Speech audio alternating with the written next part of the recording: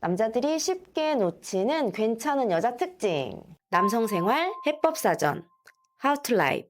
자, 이 영상 보는 남성분들 자신이 지금 생각하는 이상형의 기준이 있을 거예요. 근데 제가 말씀드리는 세 가지 유형이 거기엔 없을 수 있어요. 근데 이 세 가지 유형을 가진 여자라면 여러분들 꼭 잡으시길 바래요. 왜냐? 놓치면 진짜 후회할 수 있어요. 내 기준 밖에 있어도 꼭 한번 다시 보게 되는 여자 세 가지 유형. 남성분들이 연애할 때 특히 장기적으로 관계를 맺을 때 진짜 중요한 기준이 있어요. 겉으로 보이는 외모, 성격, 취향 이런 건 사실 표면적이고 좀 부차적인 거죠. 진짜 오래가고 함께 있을수록 매력적인 여자는 이 세 가지 조건에서 딱 갈려요. 자, 이 세 가지가 뭐냐? 생존, 사랑, 도덕관인데요. 하나씩 살펴볼게요. 자, 일단 첫 번째, 자신의 생존을 스스로 책임질 수 있는 여자입니다.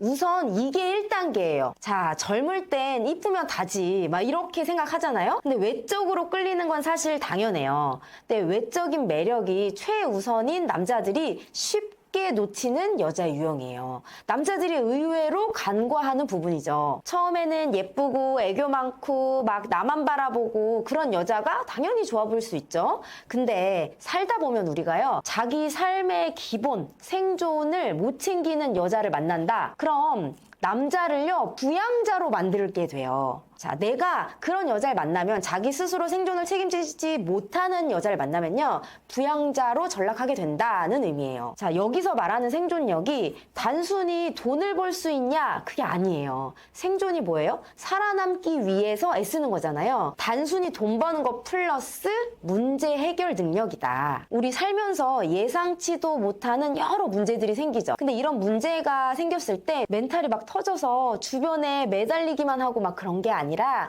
최소한 자기 생활을 유지할 수 있는 능력을 말합니다. 일상은 유지할 수 있어야 된다는 거예요. 일상이 뭐예요? 늘 반복되는 거. 지루하지만 숨 쉬듯이 늘 해야 하는 것들. 여기에 이제 기본 경제적인 감각이나 자신의 감정 관리, 그리고 문제 해결 습관 이런 게 포함되는 거죠. 이런 게 있는 여자들은요, 남자의 어깨를 무겁게 하지 않아요. 같이 짊어지는 파트너로서 서로 의지하고 사랑하고 관계를 깊이 맺을 수 있게 만들어줍니다. 근데 생존력이 없는 여자 어때요? 그런 여자들은요, 사랑이 아니라 의존을 하는 거예요. 혼자 할 줄 몰라서 나한테 기대고 나만 바라보는데, 그래서 나를 사랑한다고 내가 느꼈는데 알고 보면 그게 여자분이 나 혼자서 못해, 오빠가 해줘, 너가 해줘, 이렇게 의존만 하는 걸 수 있다. 그래서 이 의존만 하는 건지 아니면 사랑하고 생존력이 있는 여자인지 이걸 구분할 수 있어야 한다는 거예요. 이걸 구분 못하면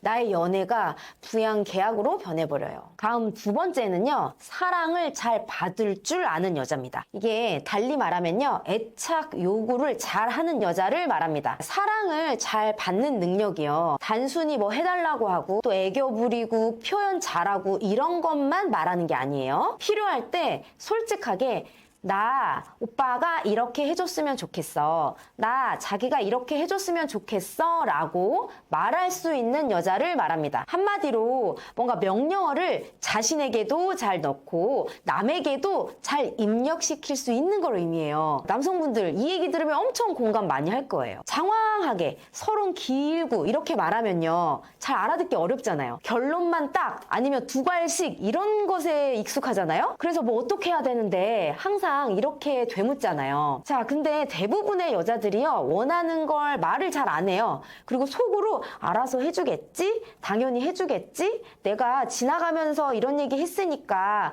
내 상황 다 말했으니까 당연히 알고 해주겠지? 라면서 기대해요. 그러다 안 해주면 어때요? 서운해하죠. 이게 남성분들 입장에서 되게 미치는 거예요. 아니 그냥 이거 해줘, 이거 필요해, 그리고 이런 방법이 더 좋아? 라고 말하면 되는데 직접적인 말 하나도 없고 다 애둘러서 흘리듯 말해놓고 내가 지난번에 말했잖아, 내 상황 알잖아, 알다시피 등등등 이러는 거예요. 그러니까 마치 이렇게 예를 들 수 있겠어요. 세탁기를 돌릴 거면 그냥 작동 버튼을 누르면 되는데 내가 왜 이걸 눌러야 하냐면 말이지, 오늘 운동을 했어, 그래서 옷이 젖었거든? 근데 이걸 그냥 두면 냄새가 날 것 같아, 빨래를 해야 될 것 같아 까지만 말하는 거예요. 해야 될 것 같다고 말했지 해달라고 안 했잖아요. 그리고 해야 할 것 같아의 주체가 누구냐고. 본인이 한다는 거야? 아니면 나보고 해달라는 거야? 주체가 빠져 있어요. 그러니까 남자들 대화 방식이랑 너무 다르니까 여기에서 왜 내 마음도 모르고 알아차리지 못했냐면서 나를 비난하고 또 삐져요.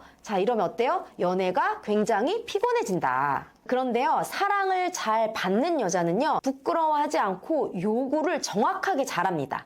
누구에게 무엇을 해야 하는지 편안하게 말한다는 거예요. 이게 남자 입장에서 굉장히 익숙하고 편안한 방식이죠. 뭘 해줘야 하는지 명확하고 그걸 해줬을 때 고맙다는 반응도 확실하니까요. 자신이 사랑을 받고 싶으면요, 어떤 방식으로 어떻게 받고 싶은지, 또 이걸 상대가 줄 수 있는 건지 없는 건지 이런 것들도 잘 파악해서 말을 할 수 있는 여자, 이런 여자가 사랑을 잘 받을 줄 아는 여자죠. 이런 관계는요, 서로가 주고받는 구조가 굉장히 잘 만들어지면서 남자 입장에서도 애정 표현이 투자 대비 만족도가 높은 그런 여자가 되는 거죠. 자, 세 번째, 올바른 도덕관을 가진 여자입니다. 여기서 말하는 도덕관이라는 게 절대적인 선과 악 이런 걸 말하는 게 아니에요. 여기서 말하는 도덕관은요, 집단을 위해서 너와 나 그리고 우리 나아가서 우리가 이뤄갈 가정을 위해서 무엇이 선인지 유연하게 생각할 줄 아는 능력을 말합니다. 저희가 부부 상담 하다 보면요, 이런 케이스가 정말 많아요. 여자분이요, 세상과 부모가 정한 기준대로 살았어요. 왜? 그게 착하다고 배웠거든요. 그래서 여자는 조신해야 하고 성에 폐쇄적이어야 한다고 배운 거예요. 근데 결혼 후에 남편이 나한테 막 잠자리를 요구해도 아내로서 도덕관은 알려고 하지 않고요, 자신이 과거에 알았던 도덕관만 들이대는 거예요. 성에 폐쇄적이니까 남편과의 잠자리도 거부하면서 당신은 막 그런 것만 밝히냐? 이러면서 상대를 막 비난하는 거죠. 그리고 집에서 아이 키우고 일하고 또 살림하면서 부부가 그냥 자동으로 잘 사는 줄 알아요. 나는 내 역할 잘했으니까 라면서요. 자, 근데 물론 서로 이게 비슷한 도덕관, 가치관이면 문제가 없어요. 근데 서로 상대적으로 다른 경우에 아내분이 갖고 계신 도덕관과 남편분이 갖고 계신 도덕관이 다를 경우에 갈등이 생긴다는 거죠. 자, 그래서 내가 선이라고 생각하는 거, 착하게 살기 위해서 애쓰고 노력한 만큼 어때요? 내 기준이 옳다라는 생각이 굉장히 강해지는 거예요. 그래서 이런 여성분의 경우 부부싸움을 하다 보면요, 남편분이 자꾸 나쁜 놈이 되는 거야. 왜? 나는 내가 배운 대로,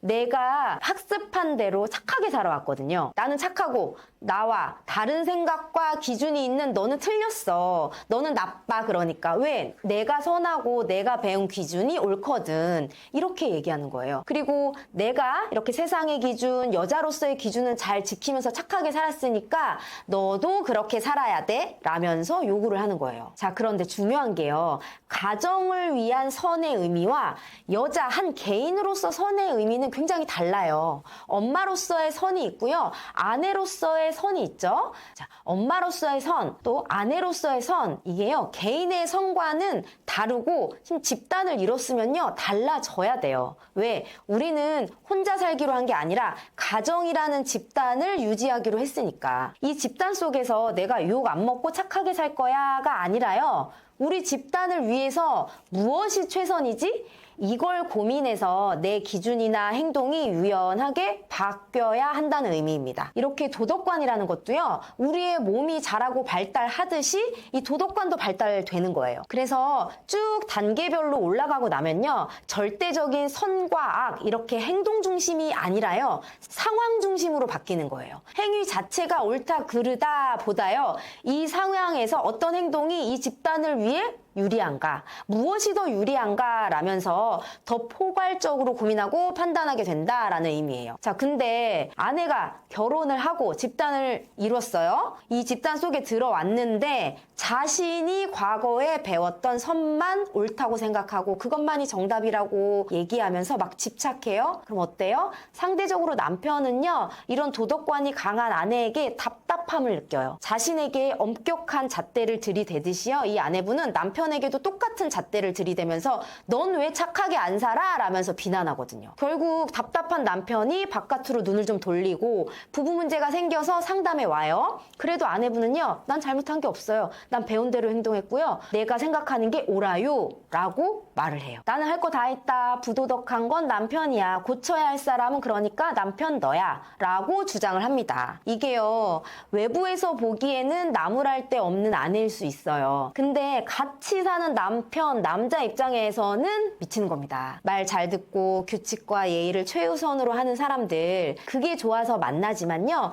그게 감옥처럼 느껴지기도 한다는 거예요. 이게 남성분의 성향과 정면으로 부딪히면서 개인의 선에서 집단의 선으로 발달하지 못한 단계에 머무른 경우예요. 남성분들 이걸 꼭 알아야 돼요. 착한 여자와 좋은 아내는 다를 수 있다는 걸요. 자, 정리하자면요. 남자분들이 놓치면 안 되는 의외의 괜찮은 여자는 뭐예요? 스스로 생존할 수 있는 여자, 사랑을 잘 받을 수 있는 여자, 그리고 집단의 선을 아는 도덕관이 잘 발달된 여자입니다. 자, 이 세 가지가 있는 여자는요, 겉으로 보이는 매력 이상으로요, 오래 갈 수 있고 함께 있을수록 편안해져요. 그래서 이 여성분의 가치가 점점 더 올라가는 거예요. 그럼 이런 여자 만나려면 나는 어떤 남자 돼야 될까요? 나도 이런 남자가 돼야겠죠. 그래야 상대가 나와 똑같은 특징이 있는지 알아볼 수 있으니까요. 혹시 제가 말씀드린 이 세 가지 중에서 나도 좀 안 되는 게 있는 것 같다라고 이런 생각이 드시는 분들은요, 일단